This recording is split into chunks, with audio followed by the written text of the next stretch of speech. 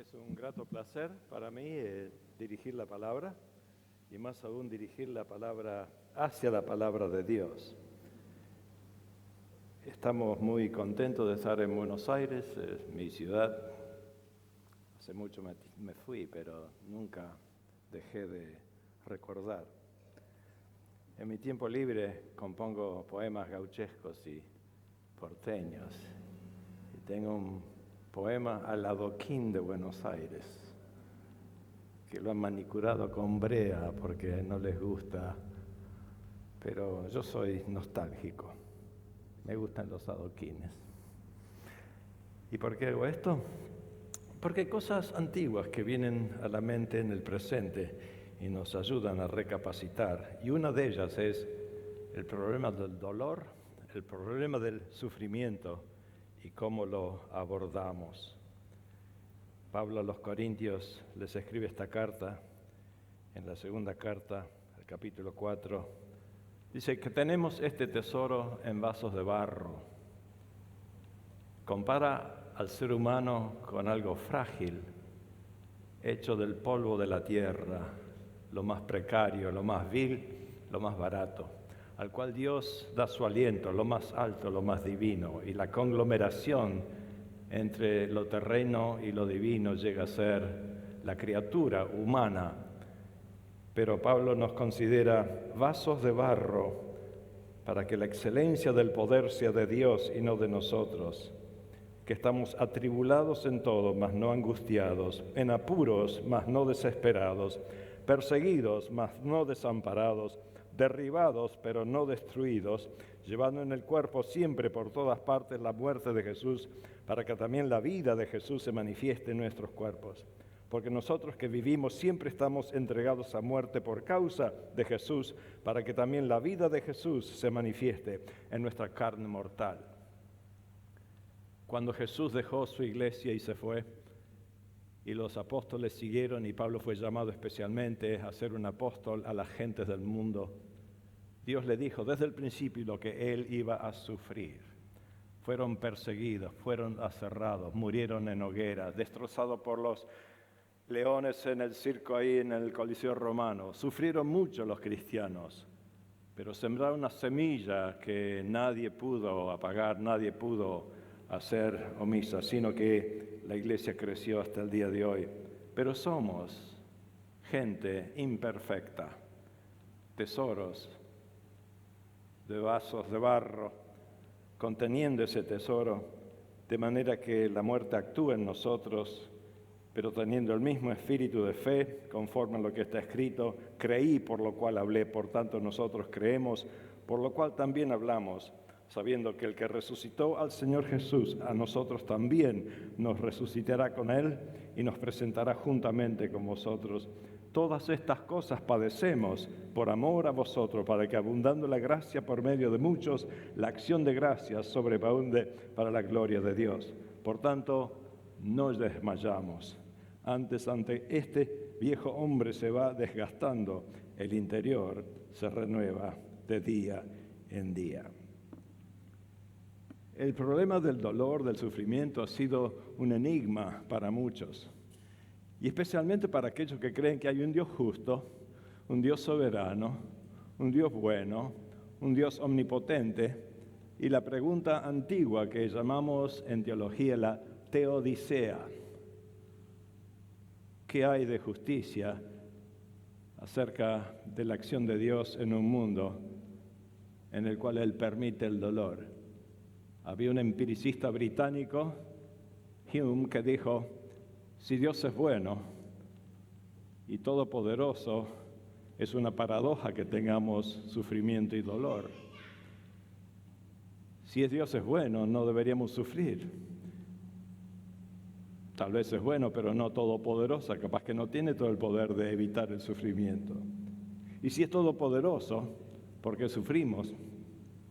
Porque aunque tenga poder, tal vez no tenga tanto amor.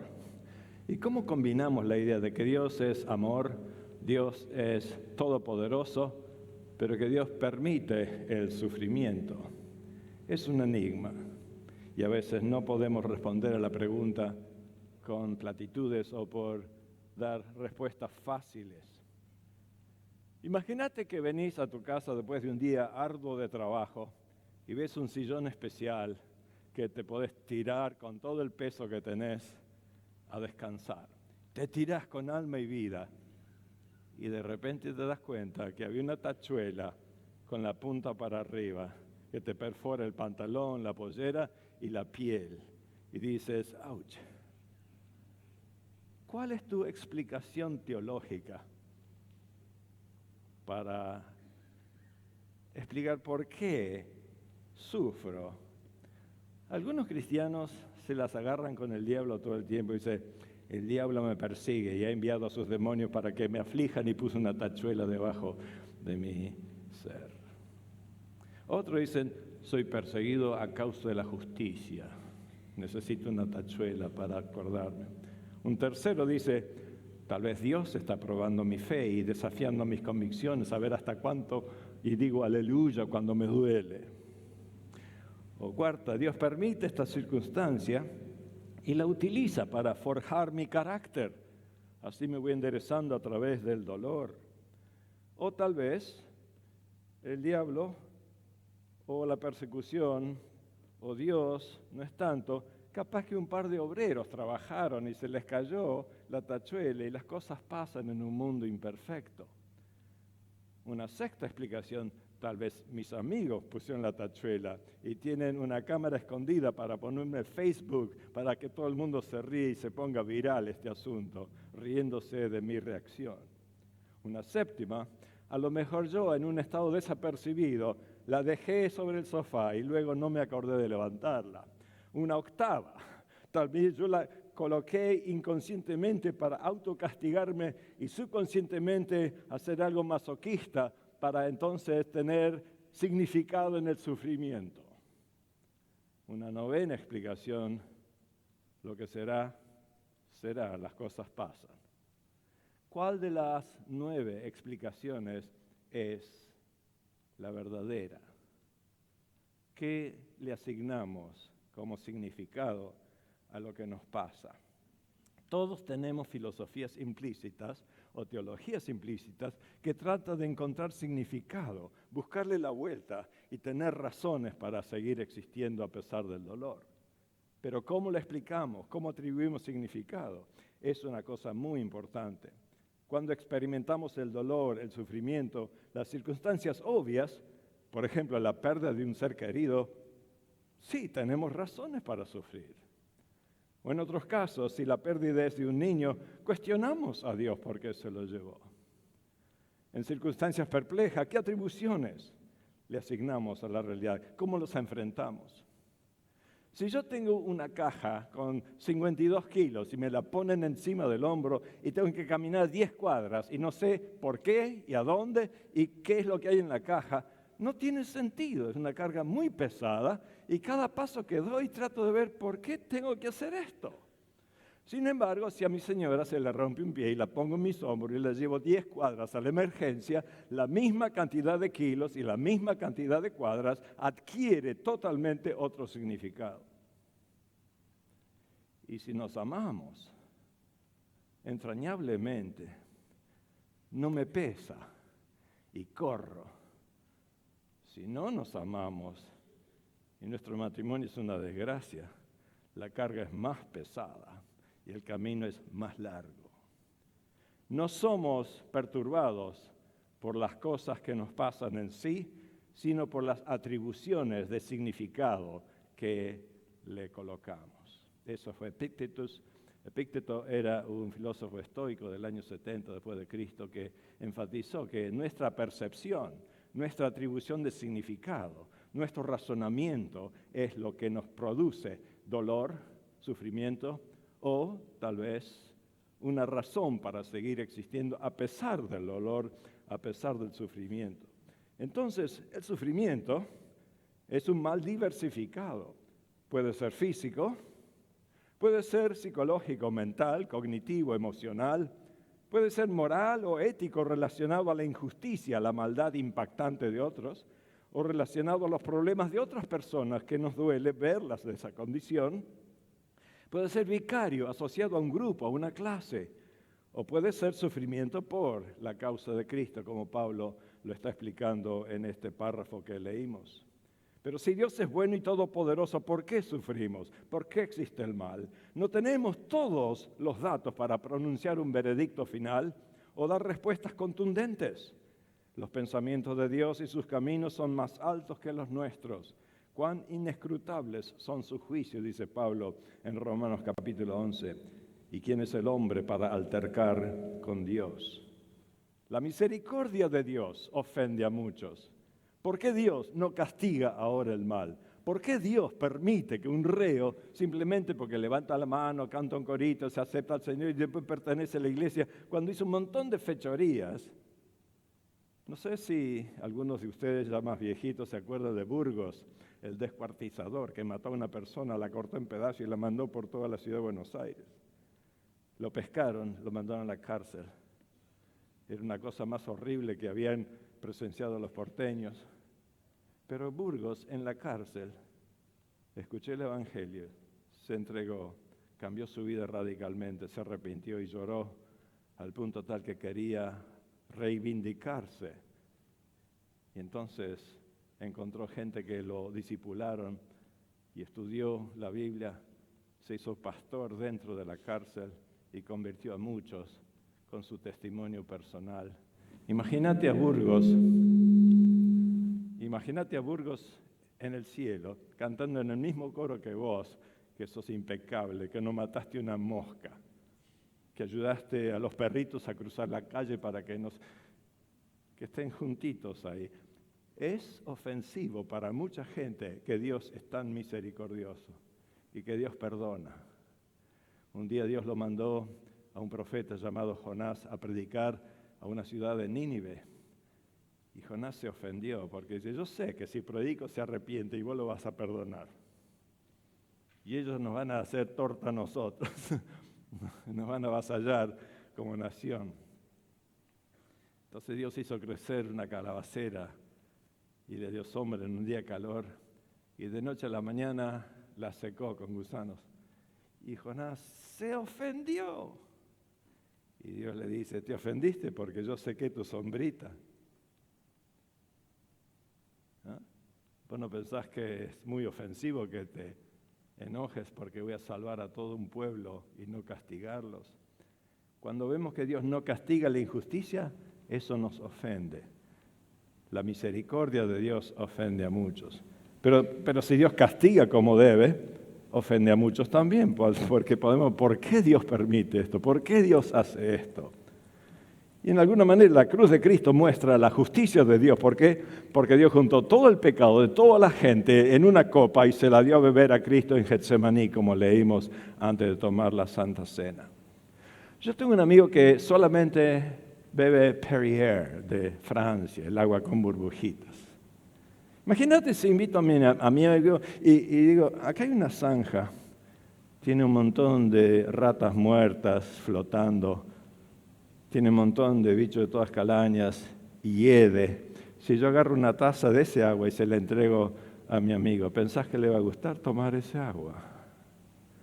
Pensá que hay un Cristo impecable que viene del cielo, de los ángeles, arcángeles, serafines, querubines, adorándole, todo el séquito de pureza. Y viene a esta tierra y se hace uno de nosotros. Y no solamente se hace uno de nosotros, se pone como sustituto federal, una cabeza representativa de todos, para juntar todos nuestros pecados y tomarlos para morir por nosotros en la cruz del Calvario.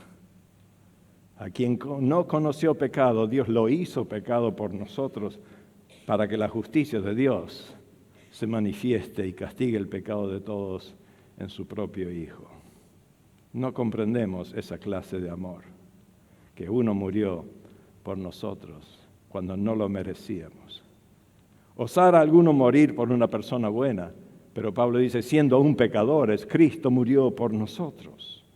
Muestra su justicia al castigar el pecado de todos una vez y para siempre, y su misericordia al extender la mayor invitación al peor de los pecadores.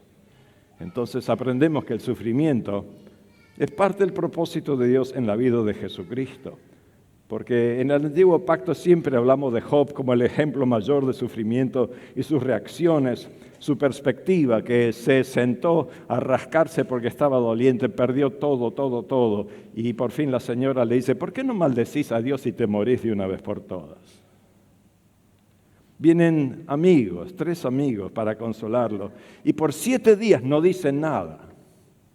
Se sentaron, rasgaron sus vestidos, se echaron ceniza, era la usanza de esa época de manifestar el dolor y el sufrimiento mancomunado, vicario, como hermanos en desgracia que se aunan. Y ahí están, 7 días, nadie abrió su boca. Yo enseño y he supervisado a psicólogos clínicos a nivel doctoral en el Hospital General de Massachusetts, para Harvard Medical School y para el Seminario de Boston y el Gordon Conwell. He supervisado mucha gente y cuesta enseñarle a la gente a que escuche, a que no se apresure a dar consejos, a no ser prejuiciadas, a ser empáticas, congruentes, aceptantes. Porque como humanos siempre tenemos una respuesta y se la damos aunque la gente ni nos pregunte algo. Somos opinionados. Ellos no, se sentaron por 7 días sin decir una palabra. Aprendamos algo que cuando vamos a confortar a una persona que se duele, que está en la miseria, lo menos que decimos es mejor. Porque a veces las opiniones, las conjeturas, las filosofías implícitas, las teologías medias baratas, arruinan el mercadito más de lo que deben.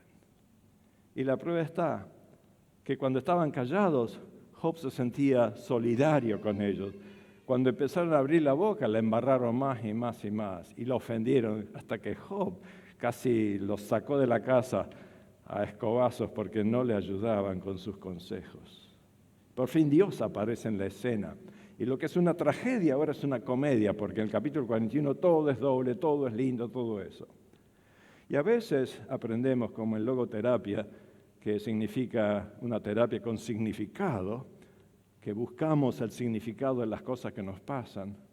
A veces la vida es como las tragedias o comedias griegas. Los 2 primeros capítulos son casi iguales. El tercer capítulo va a una comedia o a una tragedia. Y si el libreto dice que es una tragedia, tenemos que reeditarlo y escribirlo de vuelta para que sea más una comedia que una tragedia. ¿Cómo transformar una tragedia en una comedia?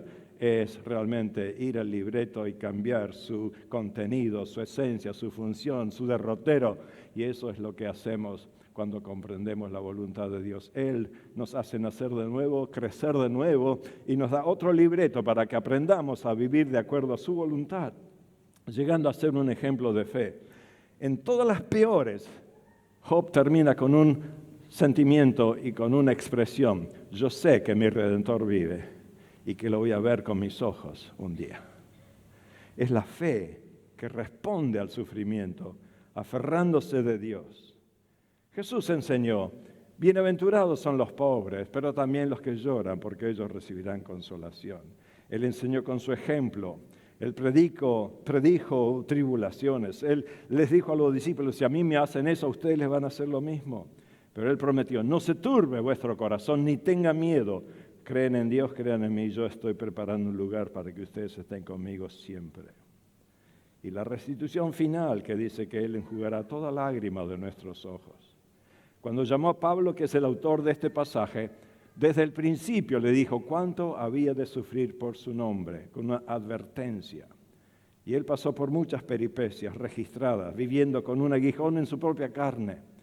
Él terminó en la cárcel en Roma y azotado en prisiones, en Filipos también, varias cárceles, varias prisiones. Y es desde la prisión que escribe muchas de las cartas el apóstol Pablo. Pablo era bastante hiperactivo y nunca paraba, así que Dios lo hacía frenar un poco con la cárcel para que él pueda escribir cartas. Y gracias a las prisiones de Pablo tengo un montón de cartas que él escribió con mucha teología implícita para darnos la voluntad de Dios. Pero escúcheme bien, si a él lo apresan, lo ponen en cadenas y él escribe Pablo y no dice prisionero del César. No, él dice prisionero por causa de Jesucristo. Él reenmolda, reescribe, reatribuye significado a la realidad y no se ve como una víctima de las circunstancias. Él se ve sobre las circunstancias y Él redefine a las circunstancias. Así que el sufrimiento y el dolor no lo define a Pablo. Él define el sufrimiento y el dolor y dice, Pablo, prisionero de Jesucristo. A los filipenses aún más. Él está preso. Y la epístola de los filipenses 13 veces dice, gócense muchachos. Otra vez le digo, gócense. El gozo de Dios es su fortaleza. Gócense. Desde la cárcel Él está confortando y consolando a los que están afuera. Al revés. Porque Él sabía cómo aceptar la circunstancia por la fe y Él no era definido por las vicisitudes, por las circunstancias. Él se definía como prisionero de Cristo, Él se definía como una persona que quería hacer la voluntad de Dios. Entonces, vemos que Pablo y muchos han reenmarcado, redefinidos y escribe a muchas cartas y habla del sufrimiento, si uno escucha bien las palabras de Pablo, en las cartas a los romanos, en la carta a los corintios, en las cartas a los gálatas, en la carta a los filipenses, a los colosenses, todas estas regiones de cristianos desparramados por el mundo, a todos les escribe acerca del sufrimiento que han de pasar. Y Pedro, uno de sus compañeros de milicia, compartió su propia experiencia, porque fue advertido anticipadamente acerca de su muerte. Pablo también había dicho en la segunda carta, yo tuve tantas revelaciones, tanto input del Señor, que por ahí se me inflaba el ego. Y Dios me dio un aguijón en la carne para desinflarme. Hay muchas conjeturas. ¿Qué es lo que lo afligía a Pablo que sufría tanto? Algunos dicen era la oftalmia, una enfermedad de los ojos, porque le escribe con mirá con grandes letras, les escribo de mi propia mano, porque él nunca escribía, él dictaba las cartas. Pero esa la escribió con sus manos. Y dice, vosotros me hubieras dado los ojos para consolarme. Entonces parece que sufría de algún malestar físico. Otros, como Lutero, pensó que el aguijón era una depresión honda, porque Lutero era depresivo. Juan Wesley pensó que era una señora que él nunca menciona porque se llevaba mal con ella. Porque Juan Wesley tenía un matrimonio horrible y prefería cabalgar a caballo y salvar almas en vez de quedarse en la casa y pelear. Y gracias a ese matrimonio, los metodistas tienen un montón de miembros en su iglesia, porque él predicaba en vez de quedarse en la casa. Jimmy Swaggart pensó que era un pecado sexual. ¿A qué voy? A que cada predicador, cada teólogo, le atribuye causas que son sus proyecciones a la Escritura. Cuídate cuando leas la Biblia, porque tu mente tiene filtros que le presenta a Dios la oportunidad de hacer que Dios diga lo que vos querés que Dios diga. Entonces uno le cambia el sentido a su manera y la propia a su manera. Entonces, ¿cómo interpretar? ¿Cuáles son las nociones cristianas derivadas de las Escrituras? Primero, la realidad del mal, viviendo en un mundo caído en pecado a causa de la desobediencia de nuestros progenitores al principio. Y la maldición acarreada sobre la naturaleza, sobre toda la creación y sobre el ser humano, parte de esas maldiciones que vamos a sufrir. Segunda, las decisiones y elecciones personales. Los chicos en Boston no quieren usar abrigo cuando hace 7 grados bajo cero, quieren ir en camiseta y en zapatillas a la escuela para mostrar su virilidad. Y después tienen neumonía. Sufren no por la causa de Cristo, sufren por estúpidos. Entonces se acarrean su propia cosa. Si uno hace decisiones equivocadas y paga el precio, no le eche la culpa al Estado, a la gente, a Dios. Haga decisiones correctas. El tercero es el pecado de otros. Una persona borracha atropella a tu hijo. Sufrís no porque vos hiciste algo malo, no, porque el borracho lo mató. El pecado de otros. Cuarto, Dios permite al sufrimiento como soberano sin saber por qué lo hace y a veces nos da golpes. Pablo escribe un verso, porque Dios es quien a través de todas las cosas ayuda bien a los que a Dios aman y con ese propósito lo está conformando a la imagen de Jesucristo.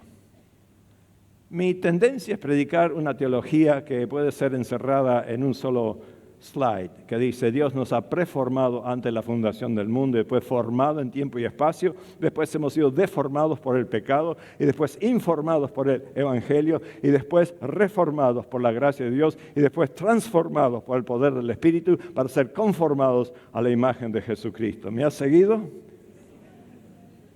Preformados, formados, deformados, informados, reformados, transformados y conformados a la imagen de Jesucristo.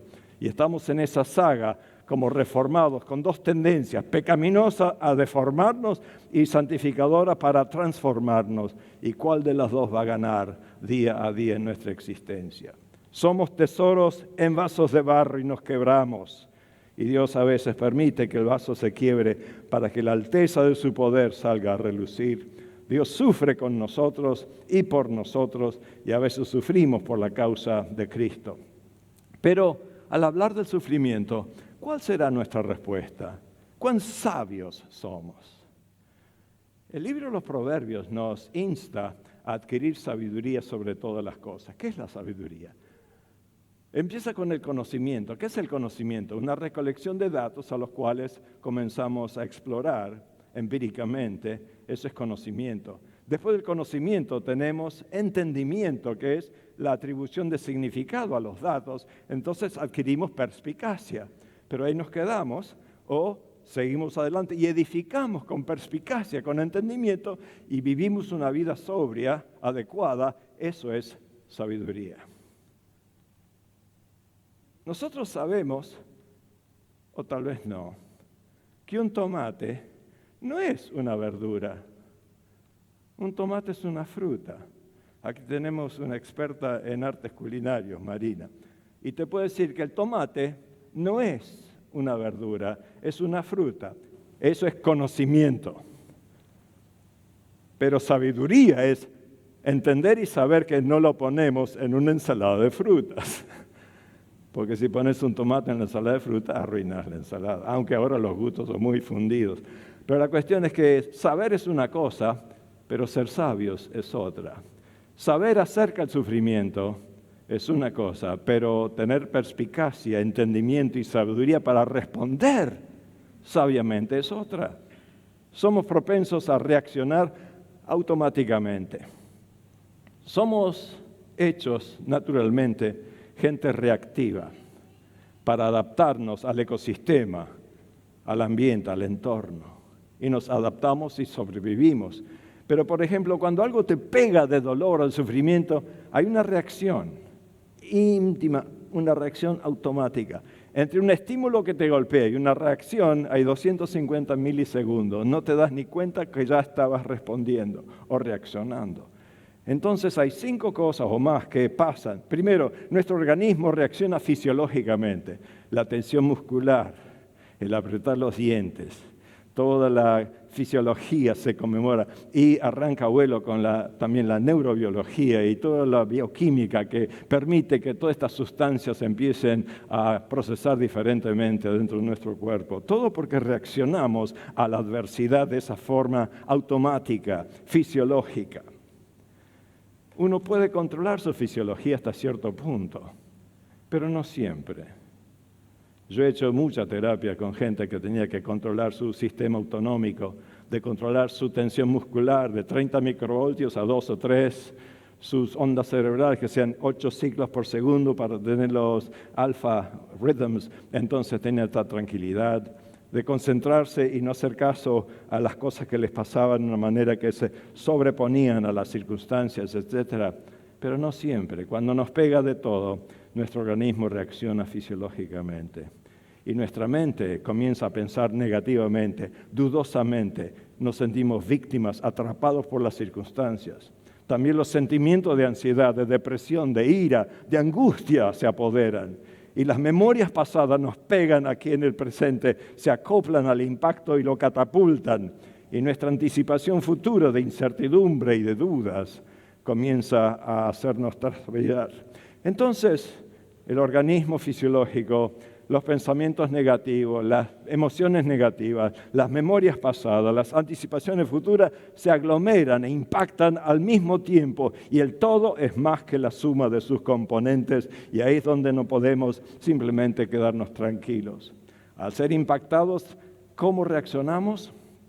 ¿Cómo la fe cristiana puede confrontar y puede vencer las vicisitudes, las peripecias, las pruebas?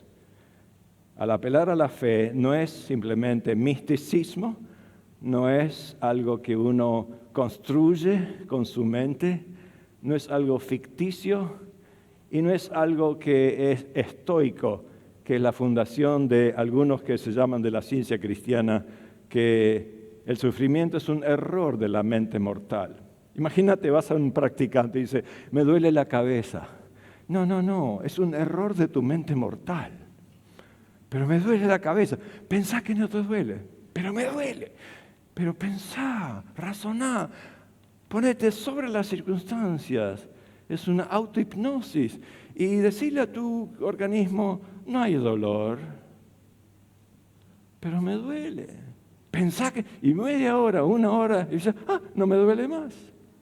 Entonces el practicante te dice, son $75. Y vos le decís, pensá que te pagué.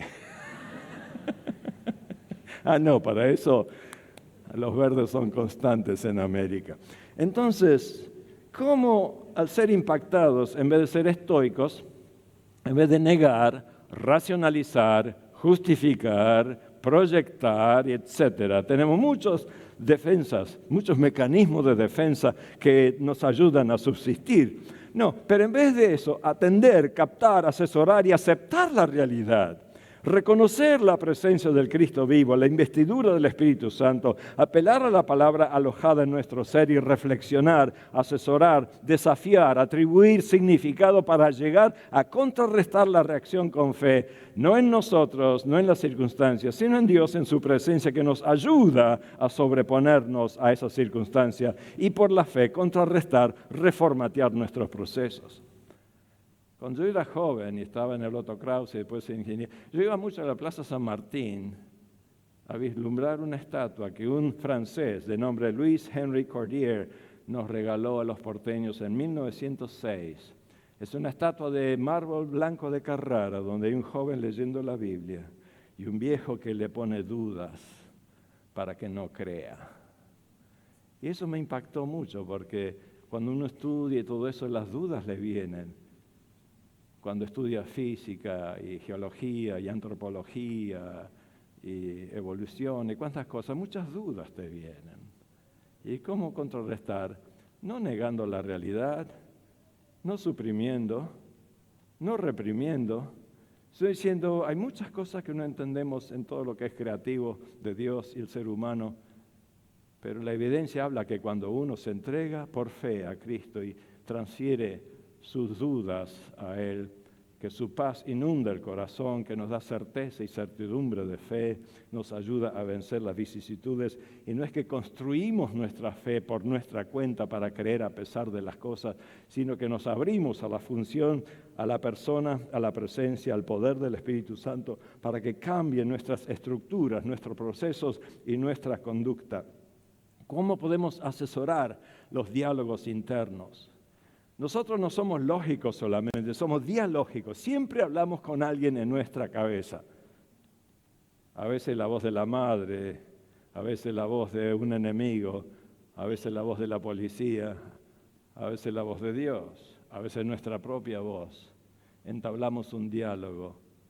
Yo he hecho 2 o 3 publicaciones acerca del ser dialógico, que habla consigo mismo. Cuando estamos en apuros, nos hablamos a nosotros mismos.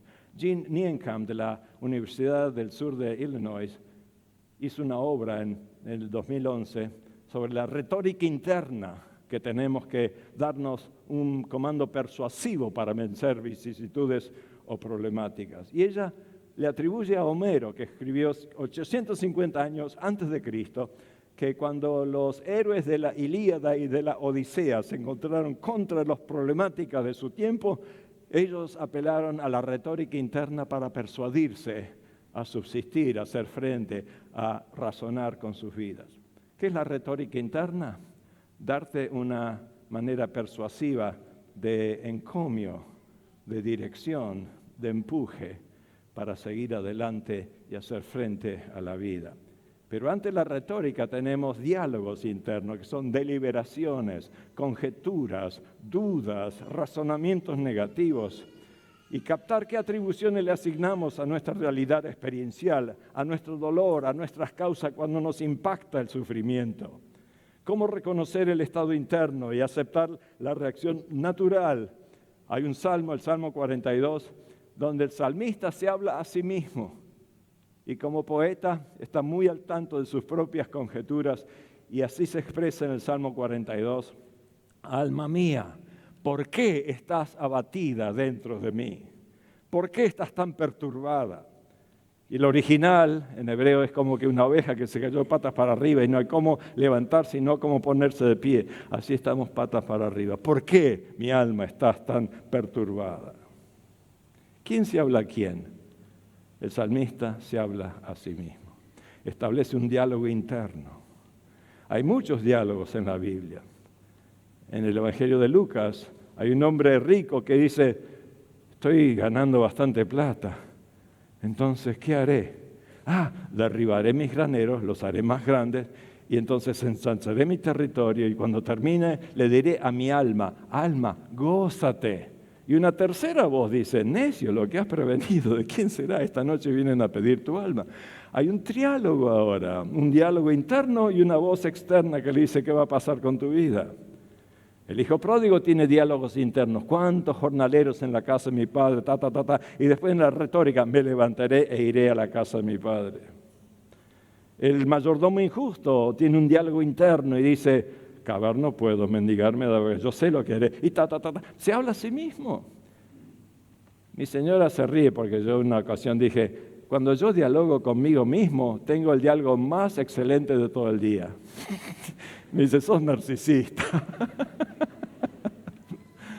Pero la verdad, podemos dialogar con nosotros y decir con el salmista, alma mía, ¿por qué estás turbada, abatida dentro de mí? Pero podemos cambiar, decidir emplear nuestra retórica interna como Él y dice, espera en Dios, a Él lo voy a alabar, aún lo he de alabar. O cuando uno se dice, bendice alma mía Jehová y no olvides ninguno de sus beneficios. Estamos dando una persuasión. Así cuando en el dolor, en el sufrimiento te abates y estás ahí tirado y no tienes escapatoria, apresado, victimizado, ¿por qué no apelas a tu retórica interna y decir, yo sé que mi Redentor vive, a pesar de todo, yo sé que su palabra es fiel, yo sé que Él me va a ayudar, yo sé que voy a pasar esta circunstancia. Pablo lo declara tan firmemente en la carta a los Filipenses, capítulo 4, versos 5 al 9. Yo estoy publicando ahora mismo un artículo sobre la fe como base terapéutica de acción, del texto a la terapia, interpretando exegéticamente, homiléticamente, hermenéuticamente este pasaje, para decir que el Señor está cerca, el Cristo resucitado nos ve, Él sabe, nos tiene en mente, nos comprende. ¿Y por qué digo esto? Porque muchos creyentes a través de 40 años de ministerio con ellos me dicen, yo cito ese verso, la paz de Cristo que gobierna o la paz de Dios que gobierna el corazón sobrepasa mi entendimiento y me da paz en el medio de las pruebas. Y es cierto, pero yo quiero saber si ellos se agarran de un texto como una abracadabra, como un talismán, como una palanca para salirse de la fosa, o se apelan a todo el contexto, y no es la paz que sobrepuja el entendimiento, el milagro o algo casi mágico que uno usa para salirse del lugar, sino que empieza en el verso 5, el Señor está cerca. Porque Pablo dice, no estéis afanosos por nada, pero con peticiones y ruegos, haced vuestras notorias peticiones a Dios y la paz de Dios que sobrepuja todo entendimiento, guardará sus corazones. ¿Qué significa sobrepuja todo entendimiento? Cuando no hay razones empíricas, lógicas, cuando no hay evidencias palpables, La fe se aferra de la esperanza que hay en Cristo y su paz sobrepasa sus conjeturas, sobrepasa las evidencias empíricas. Y no es algo irracional, es suprarracional. Se va por encima y salta sobre la circunstancia para aferrarse de Dios y seguir adelante, esa fe. Pero no es la fe de uno o la paz en sí como algo abstracto, sino la presencia del Cristo resucitado. El Señor está cerca, que nos ve, nos tiene en mente, nos comprende. Y después el verso 9, y el Dios de paz estará con nosotros. Mayor es Dios que sus promesas. La promesa es que la paz de Dios gobernará nuestros corazones y los guardará como un centinela guarda un fuerte. Esa paz que sobrepuja el entendimiento como un guarda un estado mental, emocional. Dios nos da esa promesa, pero Dios es más grande que sus promesas. La gente se agarra a las promesas de Dios y se olvida de quién las dio. ¿Quién es el que está detrás de la promesa? No sé si me explico. Un ejemplo de Génesis.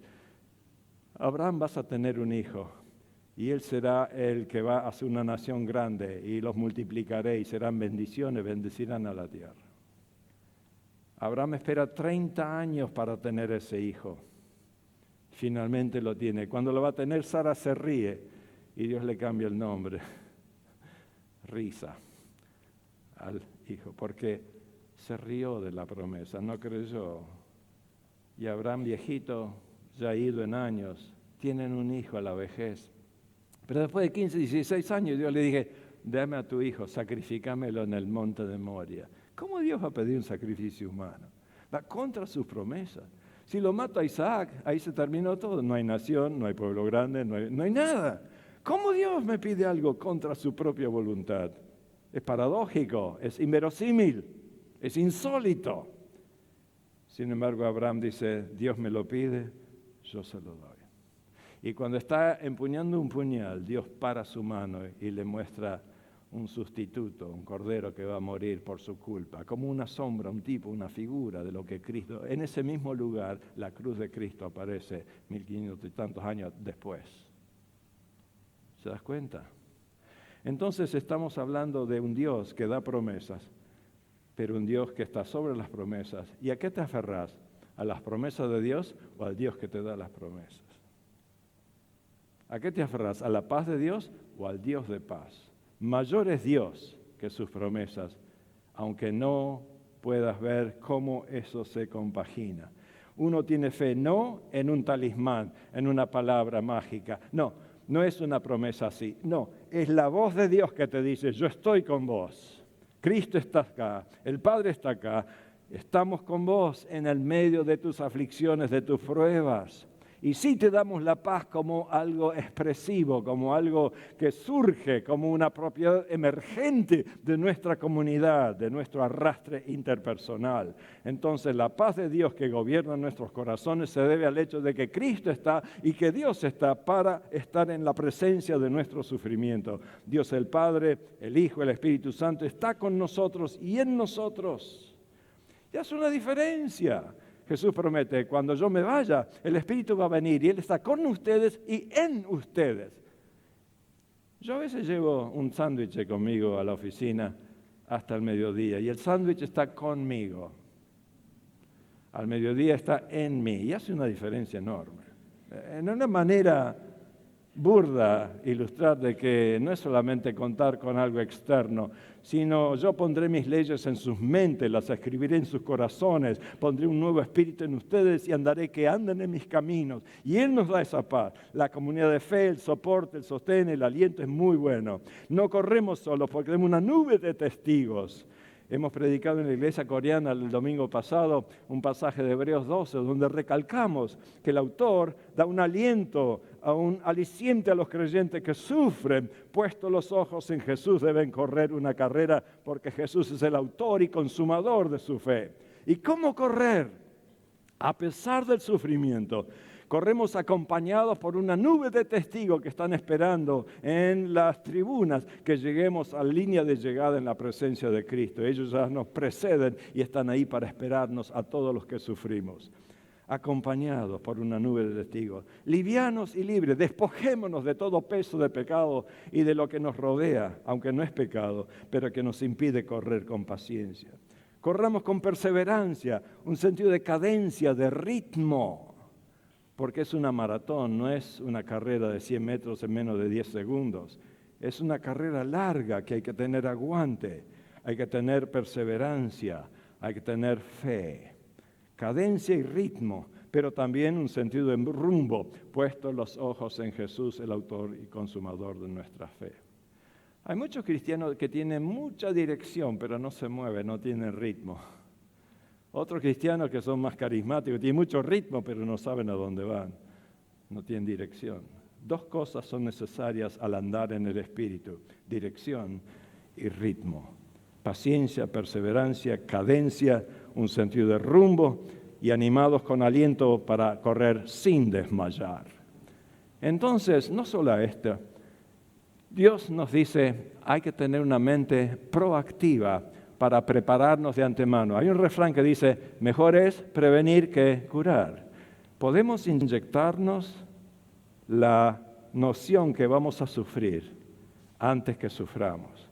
Si sabemos que tenemos que enfrentar cierto sufrimiento, cierto dolor, preparemos nuestra mente anticipadamente, con mucho garbo, con mucha sobriedad, y sabemos que vamos a atravesar eso a sabiendas, vamos a hacerle frente al dolor. Primero de Pedro, capítulo 4, dice, como Cristo padeció en la carne, armaos vosotros de este pensamiento, que también padeceréis.